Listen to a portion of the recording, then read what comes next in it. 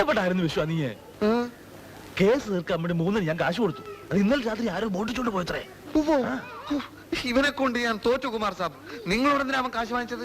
ഞാൻ കൊണ്ടുവരുമെന്ന് അവനോട് പറഞ്ഞതല്ലേ. എന്റെ ബാങ്ക് സ്ട്രൈക്ക് ആയത് കാരണം ഞാനൊരു ഫ്രണ്ടിനോട് കടം വാങ്ങിക്കുകയായിരുന്നു. എങ്കിൽ വേഗം ചെല്ലും മോനെ, അവൻ ആകെ വിഷമിച്ചിരിക്കുക. ഈ മുകുന്ദന് വേറെ എന്തൊക്കെയോ ചെലവുകൾ ഉണ്ടെന്നാ തോന്നുന്നത്. കള്ളന്മാര് വന്നൊന്നും ആവില്ല, നോണ പറയാവുന്നേ. നീ ഒന്ന് ചുമ്മാ ഇരുന്നേ. നിങ്ങൾ സിവിന്റെ ഇറക്കി തന്നെ.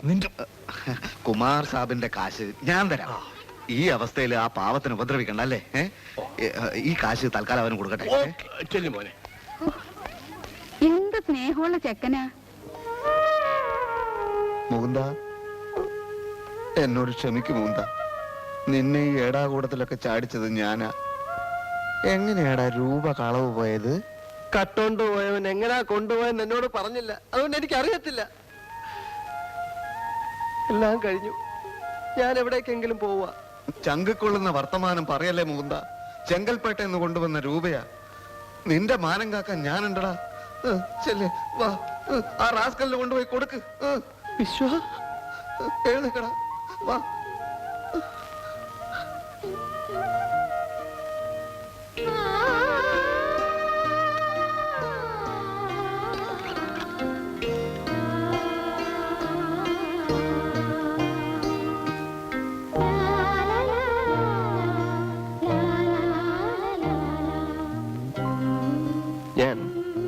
ഞാൻ ആരെയും സുമിത്രയ്ക്ക് തോന്നുന്നുണ്ടോ?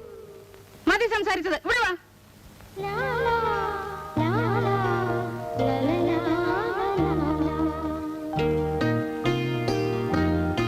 കേറി പൊടിയാത്ത്.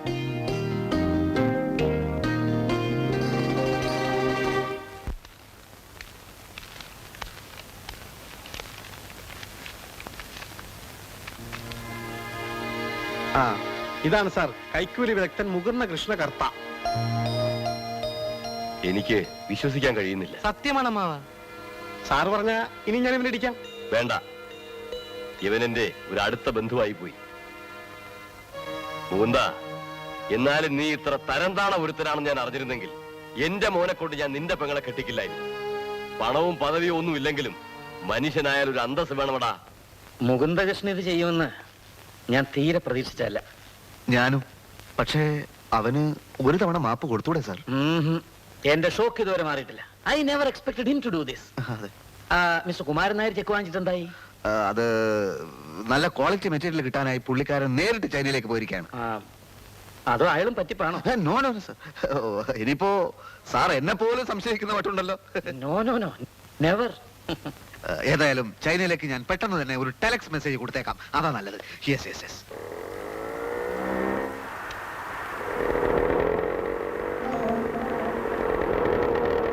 ഡ്രൈവർ നിർത്ത്.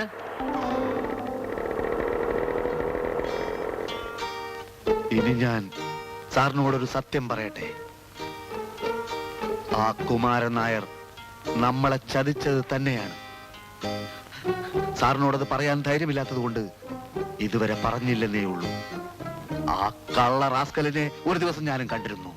ഓ, എന്നിട്ട് താൻ ചൈനയിൽ പോയില്ലേ എന്ന് ഞാൻ ചോദിച്ചു. അപ്പൊ അവൻ പറയാ ലൈസൻസ് റിന്യൂ ചെയ്തിട്ടില്ലെന്ന്. എനിക്ക് ദേഷ്യം കൊണ്ട് അടിമുടി പറയൽ വന്നു.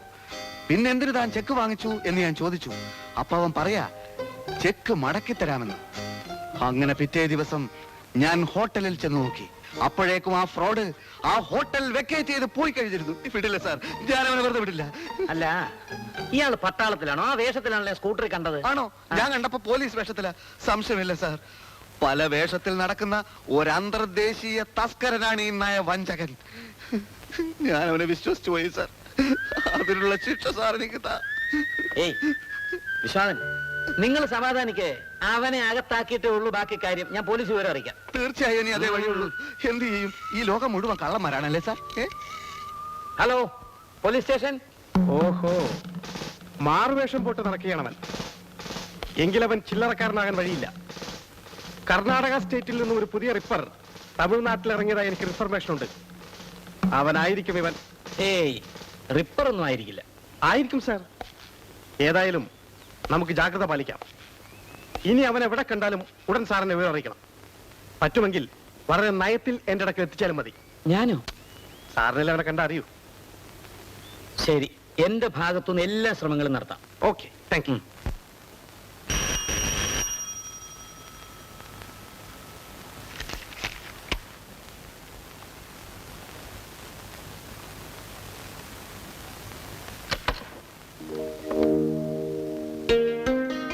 വിശ്വ വന്നില്ലേ?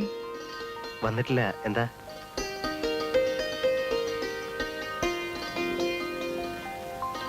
മുകുന്ദനെ പറ്റി ആളുകൾ എന്ത് വേണേലും പറഞ്ഞോട്ടെ. ഞങ്ങൾക്കറിയാം മുകുന്ദൻ പാവാണെന്ന്. അമ്മ ഇരിക്കൂ.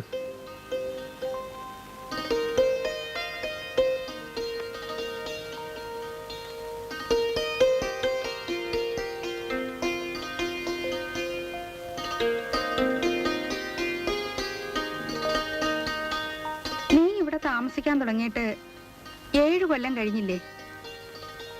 ഞങ്ങളുടെ കുടുംബത്തിൽപ്പെട്ട ഒരു കുട്ടിയായിട്ട് മുകുന്ദനെ ഞങ്ങൾ കരുതിയിട്ടുള്ളൂ. ഞാനും അങ്ങനെ വിചാരിച്ചിട്ടുള്ളൂ.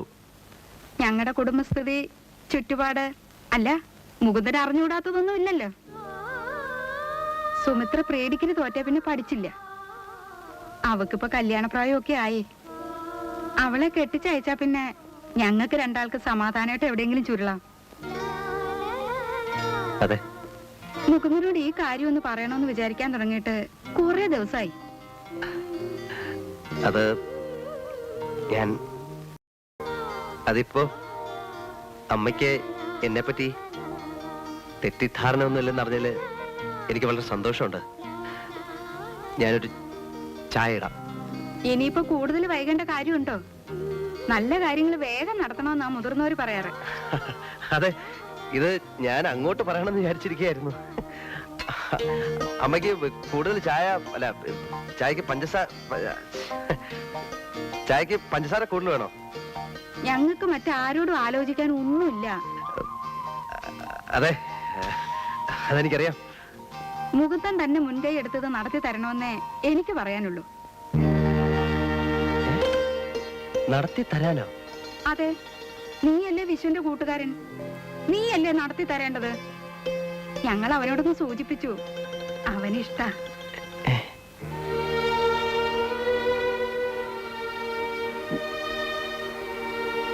ഞാൻ സുമിത്രയോട് പറഞ്ഞില്ലേ? ഉവ്വ്. ശ്ശോ, ഇത് അറിഞ്ഞേ പിന്നെ അവള് നിലത്തൊന്നും അല്ല.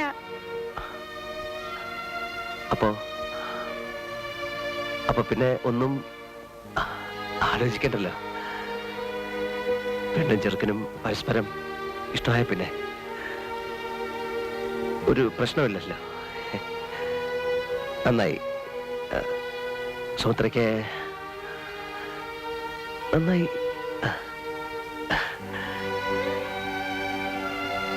മോഹൻദേട്ടൻ എതിരൊന്നും പറഞ്ഞില്ലേ?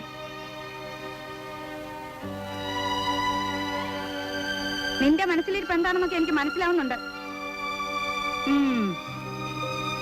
ആളുകൾ എന്തൊക്കെ പറഞ്ഞാലും മുകുന്ദൻ നല്ലോനാ. നിന്റെ ഭാവിക്ക് അതാ നല്ലതെന്ന് അവനെ സമ്മതിച്ചു. നീ അവനെ കൊണ്ട് സമ്മതിപ്പിക്കുന്നു പറ. എനിക്കിത് കേൾക്കുമ്പോഴാ സംശയം ഉണ്ടെ ചെന്ന് ചോദിക്കേ. അവന് പരിപൂർണ സമ്മത. അവൻ ഈ കല്യാണം നടത്തി തരാമെന്ന് വരെ പറഞ്ഞു.